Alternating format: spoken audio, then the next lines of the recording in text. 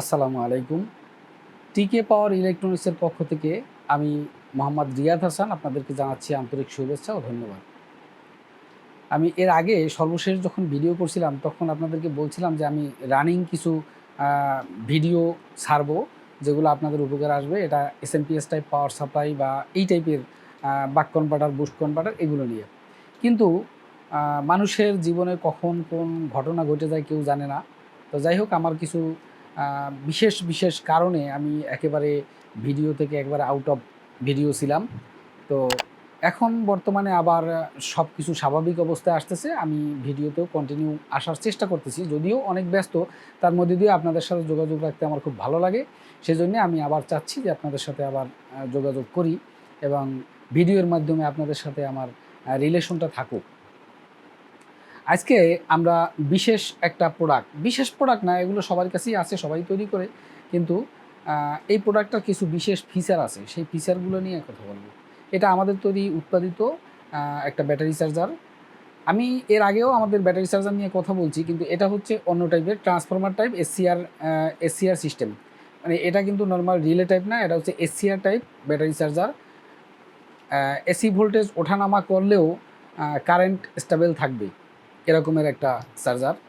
তো এই চার্জারের যে ফিচারগুলো আছে সেই ফিচারগুলো নিয়ে আলাপ আলোচনা করব এবং এই ফিচারগুলো কেন উপকারী এটা অবশ্যই আপনারা বুঝবেন। আপনারা যারা টেকনিক্যাল পারসন, যাদের এই চার্জার দরকার, আপনারা আমাদের সাথে যোগাযোগ করতে পারেন এই চার্জারগুলোর জন্যে। আমাদের স্ক্রিনে দেওয়া নাম্বার থাকবে, সেই নাম্বারে যোগাযোগ করতে পারেন। কিন্তু আমাদের এখন বর্তমানে আমাদের চার্জারের যে ফিচারগুলো সেগুলো আমি দেখাচ্ছি, আপনারা সেগুলো একটু ফলো করেন। এটা আমাদের একটা চার্জার, এটা হচ্ছে 24 ভোল্ট 30 এম্পিয়ার চার্জার। এটা কিন্তু 24 ভোল্ট 30 এম্পিয়ার চার্জার মানে এটাকে মোটামুটি 50 থেকে 60 এম্পিয়ারের অ্যারেঞ্জমেন্ট করতে হয়। কারণ 24 ভোল্ট যখন 30 এম্পিয়ার চার্জ করবে কন্টিনিউ, তখন কিন্তু ট্রান্সফরমারটা ওইভাবে শক্তিশালী দরকার হয়। এই জন্যে বক্সটা একটু ভারী এবং মেশিনটাও একটু ভারী। যাই হোক, এটা আমরা যে সিস্টেম করছি সেটা হচ্ছে এটার ব্যাটারির চার্জিং যে কেবলটা, এটা আমরা একেবারে চার্জার থেকে ডিসকানেক্ট করে ফেলাইতে পারবো। এবং একটা কানেক্টর হলো 50 এম্পিয়ারের। আমরা 2টা কানেক্টর ব্যবহার করছি, ডিসি মাইনাস একটা প্লাস একটা, যাতে এর কারেন্ট ক্যাপাসিটিটা খুব ভালো থাকে। এবং এই চার্জারের সাথে ওয়্যারলেস, মানে এখানে কোনো ওয়্যার থাকলে কেমন একটা গ্যাঞ্জাম মনে হয়, এই ওয়্যারটা কানেক্টরের মাধ্যমে রিমুভ করা হয়েছে। এখানে এসি ভোল্টেজ দেখানোর জন্য একটা মিটার ব্যবহার করেছে, যেটাতে আমরা এসি ভোল্টেজ কত আছে সেটা বুঝতে পারবো।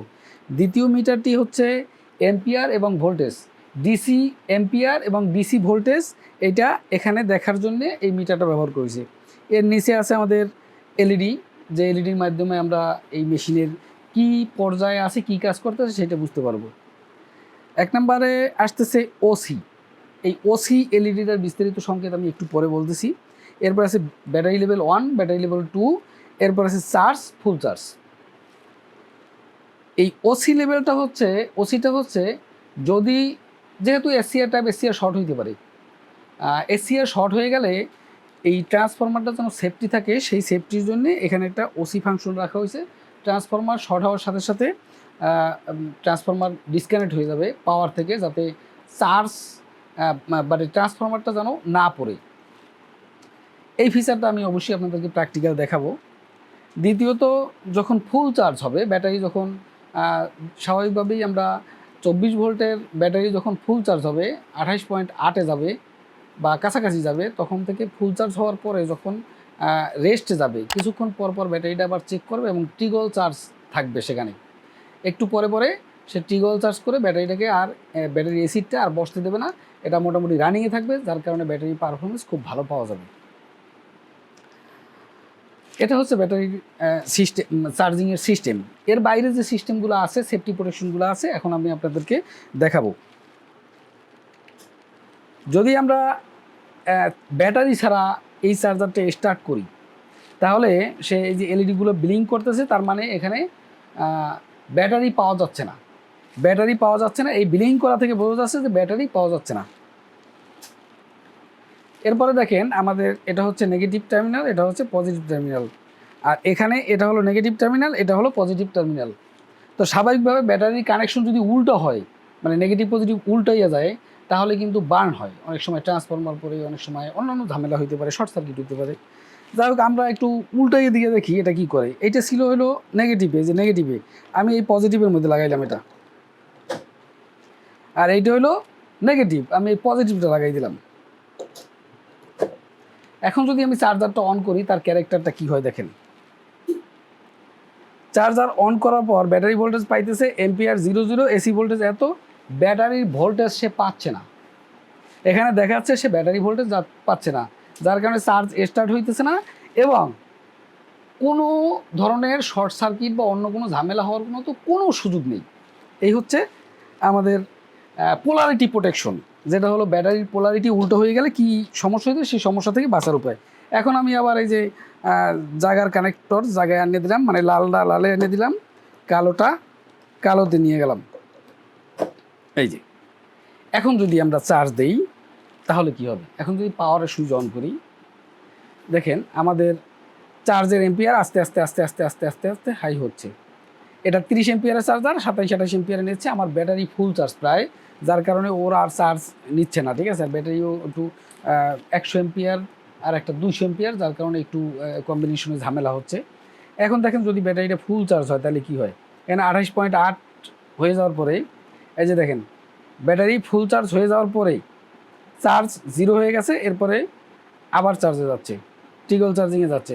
ব্যাটারি যত তাড়াতাড়ি স্ট্রং হয়ে যাবে তত তাড়াতাড়ি মানে এম্পিয়ার খুব ডাউনে, মানে ব্যাটারি যদি দীর্ঘ সময় চার্জ ধরে রাখে তাহলে দীর্ঘ সময় আর চার্জে যাবে না, ফুল চার্জ অবস্থায় থাকবে। কিন্তু এখন ব্যাটারি মেশিনটা হচ্ছে ট্রিগল চার্জ অবস্থায় আছে। দ্বিতীয়ত আমাদের যে সেফটি প্রোটেকশন, এই যে ওসি ফাংশনটা, এই ওসি ফাংশনটা আমি আপনাদেরকে দেখাচ্ছি এটা কিভাবে কাজ করে। এটা বর্তমানে চার্জ অবস্থায় আছে। যদি আমরা শর্ট সার্কিট প্রোটেকশনে যাই, মানে এসিআর যদি শর্ট হয়ে যায় তাহলে ট্রান্সফরমারটা কীভাবে সেভ হবে দেখতে পাচ্ছেন। শর্ট সার্কিট প্রোটেকশনে চলে গেছে, ওসি বাতি জ্বলছে, তার মানে এখন কিন্তু এম্পিয়ার 0, এই যে এম্পিয়ার কোনো নাই, ওখানেও এম্পিয়ার নাই, এখানেও এম্পিয়ার নাই, কোথাও কোনো এম্পিয়ার নাই, মানে ট্রান্সফরমার পুরোটা সেফটি মোডে চলে গেছে। এই ফিচারগুলো কিন্তু একটা চার্জারের জন্য খুবই গুরুত্বপূর্ণ। আর এই চার্জারের এই গুরুত্বের বিষয়টা আমরা চিন্তা করে আমরা এই ফিচারগুলো এই চার্জারের সাথে অ্যাড করে দিয়েছি, এবং এটা এখন এমন সুন্দর একটা চার্জারে পরিণত হয়েছে যেটা আপনি যে কোনো মানে পরিস্থিতিতে যে কোনো ব্যাটারির সাথে অ্যাড করতে পারবেন।